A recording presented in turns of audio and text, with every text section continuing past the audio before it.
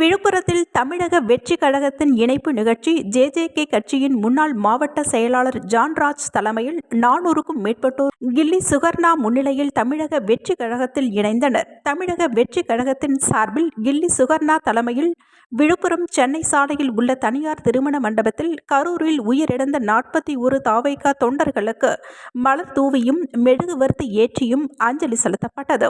இதைத் தொடர்ந்து ஜேஜேகே கட்சியின் முன்னாள் மாவட்ட செயலாளர் ஜான்ராஜ் தலைமையில் 400க்கும் மேற்பட்டோர் கில்லி சுகர்ணா முன்னிலையில் தமிழக வெற்றி கழகத்தில் இணைந்தனர். இந்நிகழ்ச்சியில் கில்லி சுகர்ணா கட்சியில் இணைந்த அனைவருக்கும் கட்சி துண்டினை அணிவித்து வரவேற்றனர். இந்நிகழ்ச்சியில் பல்வேறு மாவட்ட நிர்வாகிகள் மற்றும் தொண்டர்கள் கலந்து கொண்டனர்.